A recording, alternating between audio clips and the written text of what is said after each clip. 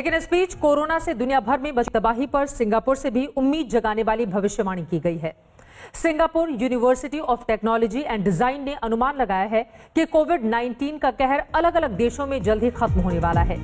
वहीं भारत के लिए उसकी भविष्यवाणी है कि यहां 20 मई तक कोरोना का कहर खत्म हो जाएगा। इस भविष्यवाणी के लिए सिंगापुर की इस यूनिवर्सिटी ने अलग अलग देशों के संदिग्ध, संक्रमित और स्वस्थ होने वाले मरीजों के मॉडल को लिया और उन आंकड़ों का विश्लेषण किया है। साथ ही अलग अलग देशों में महामारी ने जिन अहम तारीखों पर नया मोड़ लिया, उसके आधार पर उसने ये भविष्यवाणी की है। जहां तक भारत की बात है तो कल ही केंद्र सरकार ने दावा किया था कि 16 मई तक लॉकडाउन का पालन किया जाए तो कोरोना वायरस का नया केस नहीं आएगा। भले ही सरकार 16 मई तक संपूर्ण लॉकडाउन से कोरोना के खात्मे की भविष्यवाणी कर रही हो, लेकिन अब उसने धीरे धीरे लॉकडाउन से बाहर आने की कवायद भी शुरू कर दी है।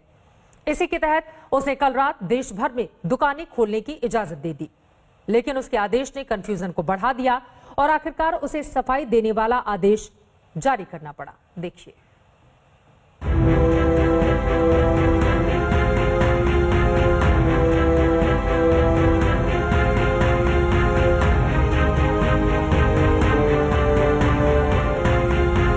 देश भर में कोरोना की तालाबंदी को 1 महीना पूरा हुआ। कोरोना के संक्रमण पर काबू पाने के लिए ये रणनीति जरूरी थी, लेकिन इस बात का एहसास सरकार को भी है कि अर्थव्यवस्था के लिहाज से इस लॉकडाउन की कितनी बड़ी कीमत चुकानी पड़ रही है। ऐसे में 1 महीना पूरा होते होते सरकार राहत की एक छोटी सी किश्त लेकर आई। 24 अप्रैल की रात गृह मंत्रालय से एक आदेश जारी हुआ, जिसके मुताबिक देश भर में दुकानें खोलने की इजाजत दे दी गई। लेकिन इस आदेश को लेकर कंफ्यूजन की स्थिति बन गई। इसी कंफ्यूजन में दिल्ली के दल्लूपुरा इलाके में चाट पकौड़ी की दुकानें तक सज गईं। यहीं कई और गैर जरूरी सामानों की दुकानें भी खुली नजर आईं। दिल्ली के दूसरे कुछ इलाकों में भी स्टेशनरी और कपड़ों के अलावा इलेक्ट्रॉनिक सामानों की दुकानें खुली देखी गईं। वहीं कुछ दुकानदार दुकान खोलने तो पहुंच गए, लेकिन असमंजस में राज्य सरकार के फैसले का इंतजार करने लगे। शुक्रवार देर रात को मिनिस्ट्री ऑफ होम अफेयर्स की तरफ से निर्देश जारी किए गए हैं और रियायतें दी गई हैं दुकानों को खोलने को लेकर। फिलहाल हम आपको तस्वीरें दिखा रहे हैं कृष्णा नगर झील मार्केट से। यहाँ पर आप देखें, हालांकि फिलहाल जो गाइडलाइंस जारी की गई हैं उन गाइडलाइंस के मुताबिक मार्केट एरिया की शॉप्स को नहीं खोला जा सकता है। Non essential services rural areas में, रेजिडेंशियल कॉम्प्लेक्सेस में खोली जा सकती है। अर्बन एरियाज की अगर हम बात करें तो अर्बन एरियाज में जो शॉप्स हैं, मार्केट कॉम्प्लेक्सेस नहीं खोलेंगे, रेजिडेंशियल कॉम्प्लेक्सेस में दुकानें खोली जा सकती हैं। लेकिन फिलहाल हम तस्वीरें दिखा रहे हैं कि कैसे कृष्णानगर झील मार्केट एरिया में कुछ दुकानें खोली जा रही है, जिसके चलते हम देख रहे हैं कि लोग भी दुकानों की तरफ बाहर निकलते हुए नजर आ रहे हैं। आज सुबह थोड़ा अफरा तफरी का माहौल था, ऐसा लग रहा था कि सारी दुकानें ओपन होंगी, लेकिन हमने कुछ दुकानदारों को समझाया सिर्फ फूड शॉप ही खोली जानी है, खाने पीने के सामान को ही छूट दी जा रही है, तो उसी के ऊपर ही काम करो। कंफ्यूजन बढ़ा तो सुबह 11 बजे गृह मंत्रालय ने स्पष्टीकरण जारी किया। इस स्पष्टीकरण के मुताबिक कौन सी दुकानें खुलेंगी और कौन सी नहीं, ये साफ तौर पर बताया गया। ग्रामीण इलाकों की दुकानें, गली मोहल्लों के अंदर की दुकानें, गांव शहर की छिटपुट दुकानें, सिंगल ब्रांड और मल्टी ब्रांड मॉल्स को छोड़कर सभी दुकानें खुलने का आदेश था।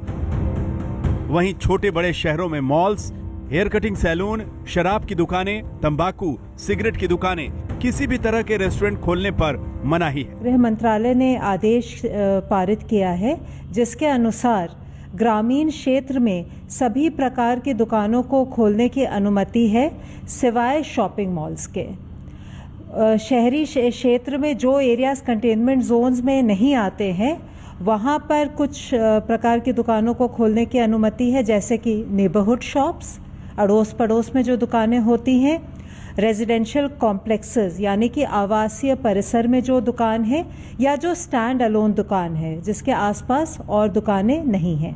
गृह मंत्रालय ने कुछ शर्तें भी रखी हैं, जैसे दुकानों में सिर्फ 50% स्टाफ के साथ काम होगा, ये सभी लोग मास्क लगाएंगे और सोशल डिस्टेंसिंग का पालन करेंगे। सभी दुकानें संबंधित राज्य और केंद्र शासित प्रदेशों के स्थापना अधिनियम के तहत रजिस्टर्ड होनी चाहिए।